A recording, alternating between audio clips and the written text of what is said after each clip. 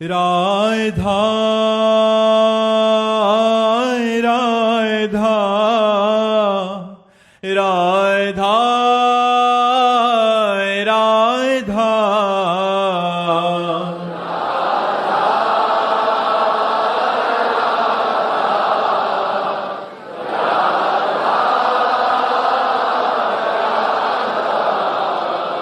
हे राधा राधा राधा राधा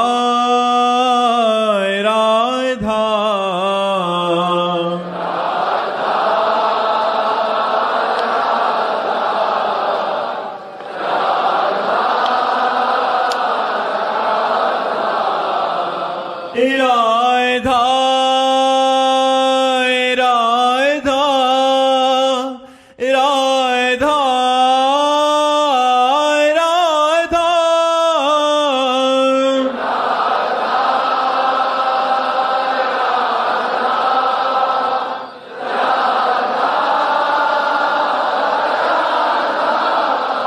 हाय राधा राधा राधा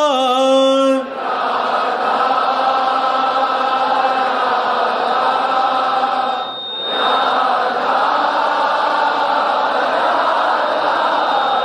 हाय राधा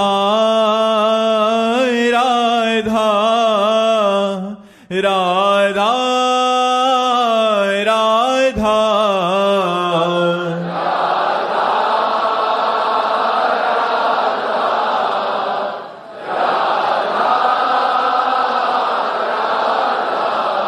हाय राधा राधा राधा राधा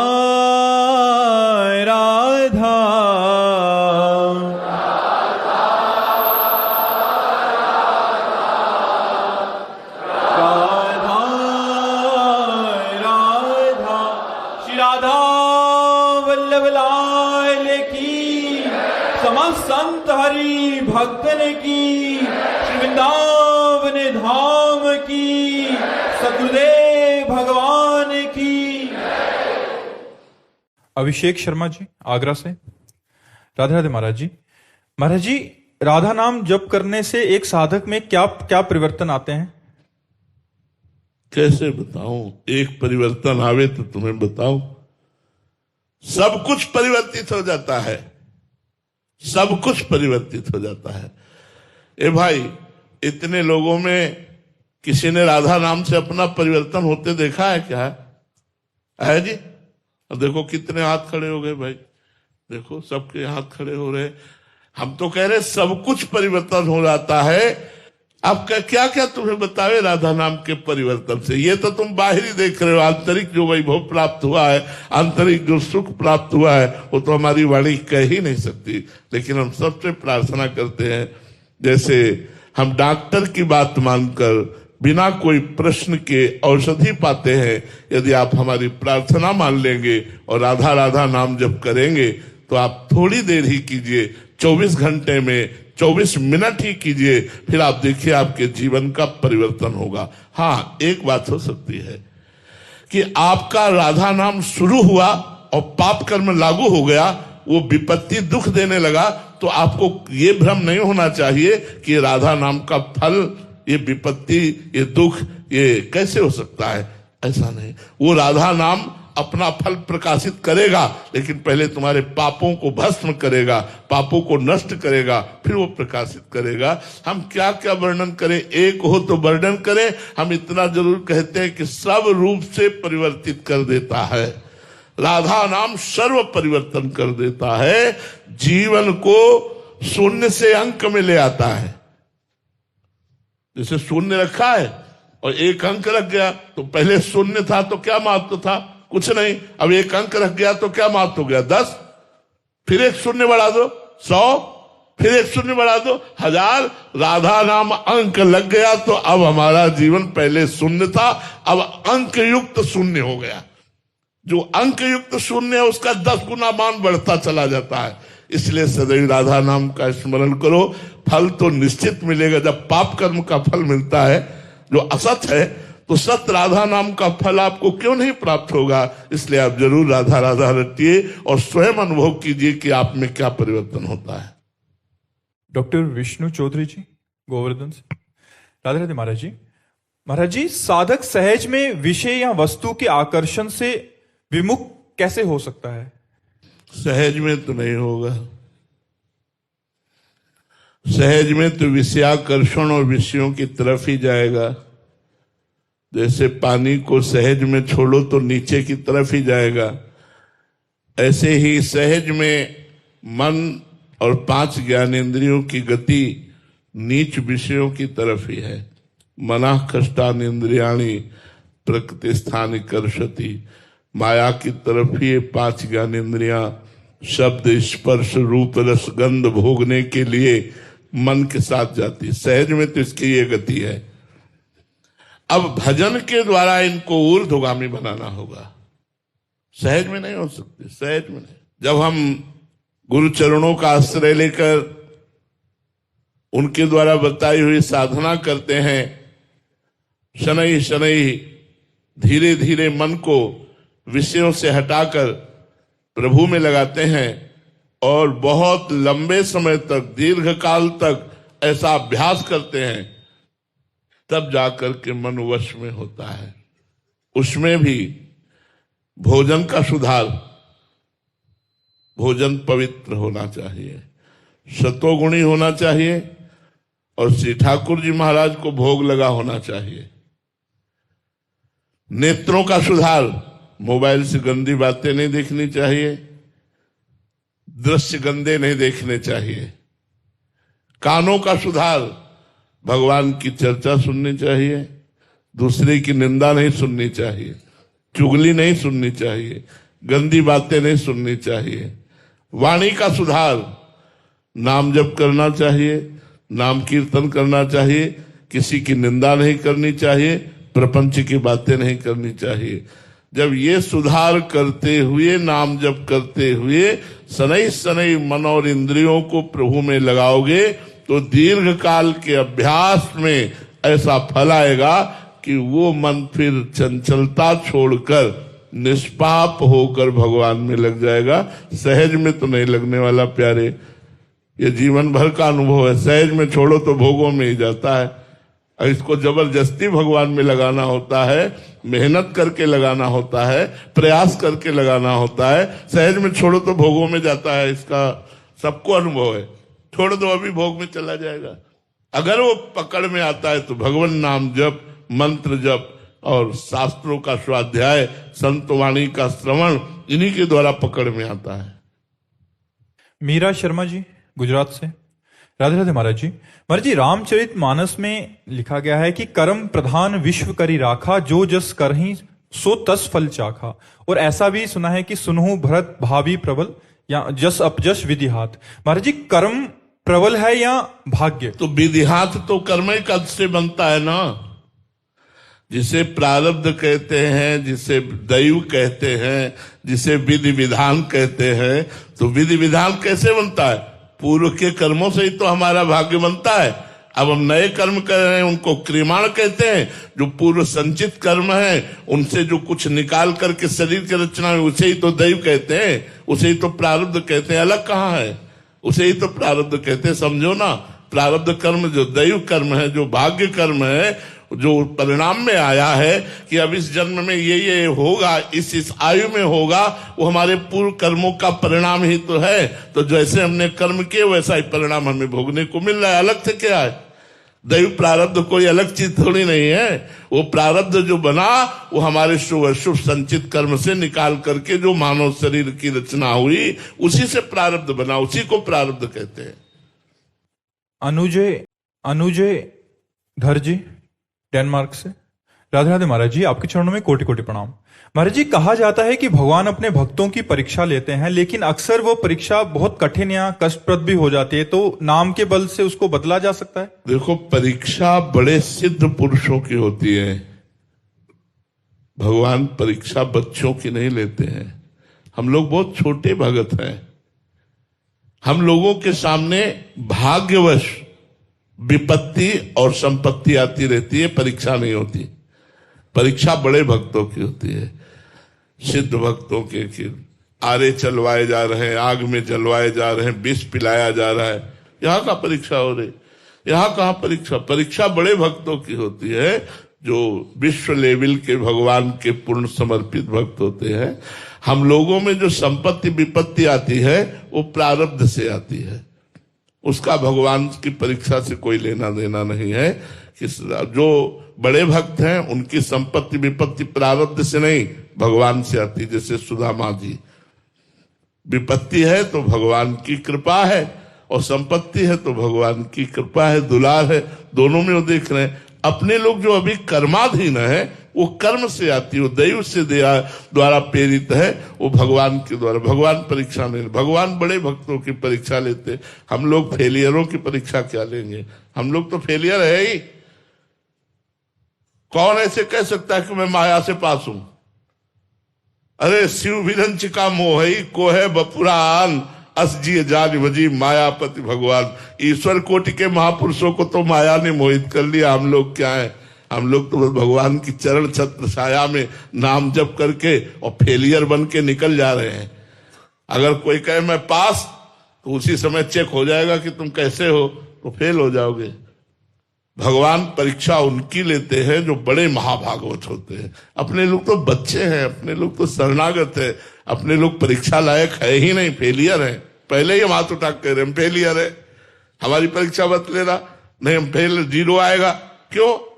हमारे में सामर्थ्य नहीं है। हम देख रहे हैं, हम आपकी कृपा से नाम जप कर रहे हैं, आपकी कृपा से धाम वास कर रहे हैं, आपकी कृपा से हम जी रहे हैं। तो नाथ, आपकी कृपा ही हमारा बल है, हमारी कोई साधना बल नहीं है। अगर साधना बल होता तो हम परीक्षा के लिए तैयार होते। नाथ, हम तो आपके चलाए चल रहे हैं, आपके जियाए जी रहे हैं, जैसे आप चला रहे वैसे चल रहा हूं प्रभु, मेरी परीक्षा क्या? तो हम लोग तो साधारण भक्त हैं, असाधारण भक्तों की परीक्षा होती है। महाराज जी, बहुत जो नए साधक होते हैं प्रारब्धवश, ये तो अभी समझ आई है परिभाषाएं आपके श्रीमुख से, पर महाराज जी उनका ये प्रश्न रहता है कि जब से भक्ति मार्ग में पैर ही रखा है तो प्रतिकूलताएं ज्यादा आने लगती हैं। उसका संयोग बन जाता है ऐसा कि जैसे हम आज से भक्ति शुरू की और आज से ही हमारा पाप कर्म लागू हो गया, अब हमें दुख पर दुख भोगना पड़ेगा। कर रहा हूं अच्छे कर्म, लेकिन भोगना पड़ेगा दुख पर दुख। अब जैसे किसी ने पाप शुरू किया और कर्म शुभ जो पूर्व के जमा है उनका फल लग गया, अब उसकी उन्नति होनी शुरू हो जाएगी। अब वो सोच रहा है मैं पाप कर्म कर रहा हूं, उन्नति को प्राप्त हो रहा हूं। ऐसा नहीं है। तुम्हारे पुण्य कर्म जिस दिन नष्ट हो जाएंगे और नवीन पाप कर्म और पूर्व पाप कर्म जुड़ेंगे, उस दिन ऐसा ब्लास्ट होगा कि सर्वनाश हो जाएगा। और जो धर्म से चल रहा है उसके पाप नष्ट हो रहे हैं, आज वो कष्ट में है, लेकिन कल वो महान उच्चतम स्थिति को प्राप्त होगा। आध्यात्मिक और माइक प्राकृतिक दोनों, इन पर लोग सकल सुख पावत। इसलिए ऐसा न सोचना चाहिए कि आज भक्ति में कदम रखा और हमें प्रतिकूलता भगवान देने लगे, ऐसा नहीं है। प्रेम दुलारी शरण जी पानीपत से, राधे राधे महाराज जी। गुरुदेव भगवान, क्या इष्ट सेवा, गुरु सेवा और संत सेवा करने से प्रारब्ध का नाश हो सकता है? हाँ, हो सकता है, यदि संकल्प किया जाए तो। संकल्प न किया जाए तो प्रारब्ध भोग कर इष्ट सेवा, संत सेवा, गुरु सेवा भगवत प्राप्ति करा देगी। इष्ट सेवा, संत सेवा, गुरु सेवा अगर संकल्प न किया जाए तो भगवत प्राप्ति करा देगी और प्रारब्ध भोगने की सामर्थ्य दे देगी। अगर संकल्प कर लिया जाए कि इष्ट सेवा, गुरु सेवा, संत सेवा से मेरा ये रोग नष्ट हो जाए, मेरा प्रारब्ध नष्ट हो जाए, तो निश्चित नष्ट हो जाएगा, निश्चित, इस पे कोई संशय नहीं है जी। राजकुमार जी महाराष्ट्र से, राधे राधे महाराज जी। महाराज, क्या किसी संत को दूर से प्रणाम करना चाहिए या उनकी दृष्टि में आने के लिए प्रयासरत रहना चाहिए? दोनों बातें। पहले तो हम ये देख लें कि इस समय का वातावरण कैसा है। जैसे लाखों लोग हैं तो हमारी दृष्टि में दूर से पड़े, गुरु ही प्रणाम मन ही मन कीना। अगर हम कोशिश करते हैं और आगे के लोगों को दर्शन में बाधा पड़ती है और आगे के लोग गिर पड़ते हैं हमारी कोशिश से, तो ये हमारी नादानी होगी। हम जहां हैं वहीं खड़े होकर दृष्टि से ही मन प्रणाम कर लिया। यदि ऐसा अवसर मिलता है कि आगे जगह है और हम जाकर उनकी दृष्टि में आ जाए तो दोनों प्रयास करने चाहिए। लेकिन अगर आगे लोग खड़े हैं तो उनकी दृष्टि में हम बाधा ना पहुंचावें, हम जहां हैं वहीं से खड़े खड़े दर्शन करें, हमें बराबर फल प्राप्त होगा, इसमें कोई संशय नहीं। राधे राधे महाराज जी। महाराज जी, आप कह रहे हैं कि आप एक अच्छी नौकरी करते हैं लेकिन उनका मन वहां नहीं लगता तो अपना प्रोफेशन चेंज करना चाहते हैं, तो ये भगवान पर छोड़ दें जब तक नया रास्ता नहीं मिल रहा, या क्या करें कि अरुचि हो रही है बट वर्तमान में कोई ऐसा मौका नहीं मिल रहा? तो आप डॉक्टर हैं? पुलिस में है महाराज जी। ठीक है। वैसे निषेध छोड़ दीजिए, पुलिस की नौकरी छोड़ने की जरूरत नहीं। प्रलोभन, इसका त्याग कर दीजिए, केवल प्रलोभन का। नौकरी का त्याग करना ठीक नहीं है। जो हमें सरकारी सेवा मिली है उसे हम ऐसे निर्वाह करें प्राणपन से जैसे धर्मात्मा पुरुष धर्म का निर्वाह करते हैं। यदि हम व्यर्थ का पैसा ना लें, किसी से घूस का पैसा ना लें, धर्म पूर्वक अपनी नौकरी करें, तो हमें लगता है भगवान का नाम जप करते हुए, पुलिस की नौकरी करते हुए भी हम भगवान को प्राप्त कर सकते हैं। लेकिन यदि हम अधर्माचरण से लिया गया धन अपने परिवार के और अपने में प्रयोग में लाएंगे तो हमारी बुद्धि पतित हो जाएगी, हमारा भगवत मार्ग अवरुद्ध हो जाएगा, बहुत सी समस्याएं पारिवारिक हो जाएंगी जिससे हम निकल नहीं पाएंगे। तो मुझे नौकरी छोड़ना ये सही नहीं लगता, लेकिन ये बाधा छोड़ देना अच्छी बात है। हम वो चीज ना करें जो नहीं करना चाहिए, तो नौकरी खूब करनी चाहिए। भारत सरकार की सेवा है, समाज की सेवा है। निर्दोष को छोड़ देना, दोषी को दंड देना, ये आपकी भक्ति है। अगर दोषी है तो उसे दंड दीजिए, निर्दोष है तो उसे मुक्त कर दीजिए। हाँ, अर्थ लेकर के निर्दोष को दंड देना और दोषी को मुक्त कर देना, ये फिर अपराध बन जाता है।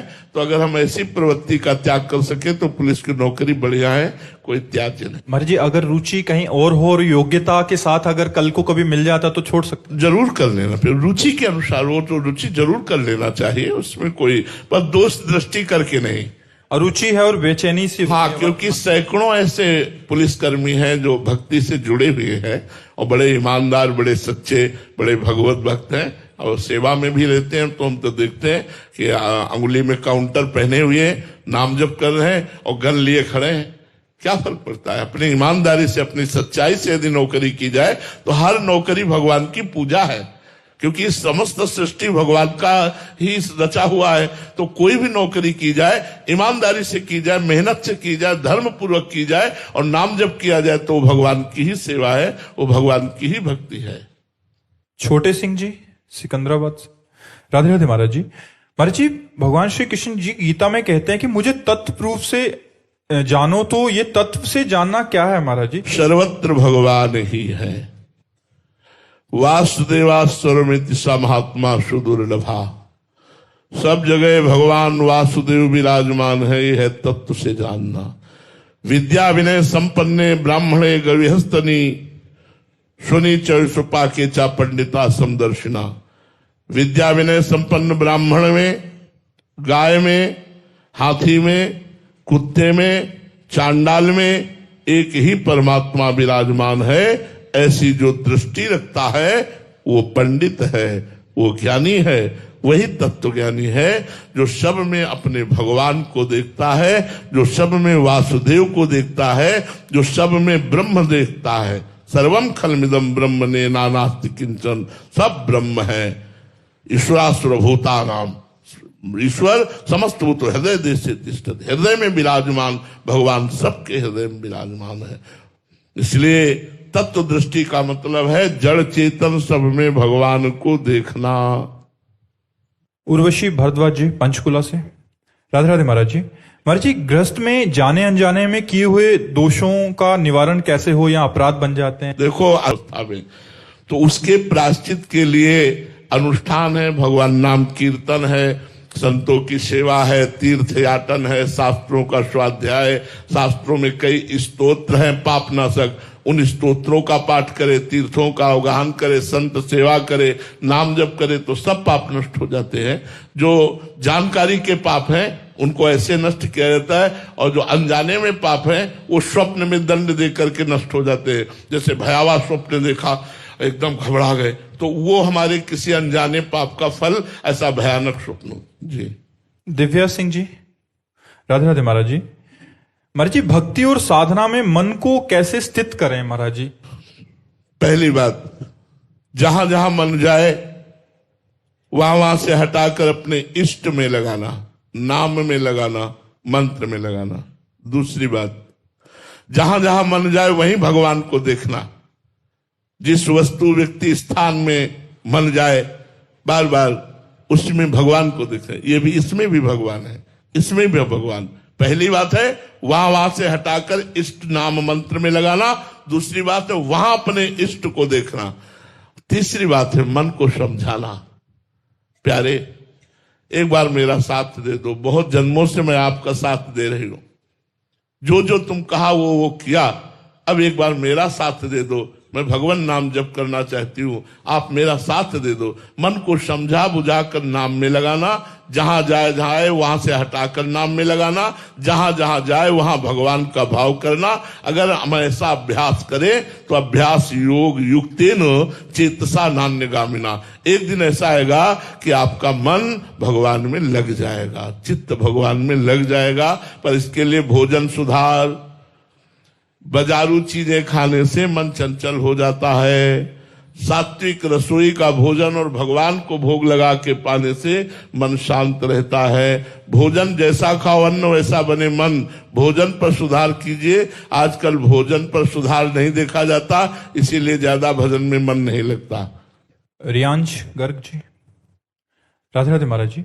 महाराज जी, मैं प्रतिदिन नाम जप करता हूं, मेरे पापा मुझे नाम जपने के हर 10,000 नाम जपने पे 200 रुपया देते हैं महाराज जी। इससे मेरे को ज्यादा पैसे मैं कमा लूंगा तो मैं जल्दी जल्दी नाम जप करता हूं, तो महाराज जी मैं लालच तो नहीं कर रहा, यहाँ करता रहूं? बहुत धन्यवाद, और आपके पिताजी को भी धन्यवाद जो आप अपने बच्चों को सत्मार्ग में लगाने के लिए ऐसा दुलार करते हैं, प्रलोभन करते हैं। हर माता पिता को ऐसा ही करना चाहिए कि आज हम तुमको आइसक्रीम पवाएंगे, तुम बैठ करके 1000 राधा नाम जप करो।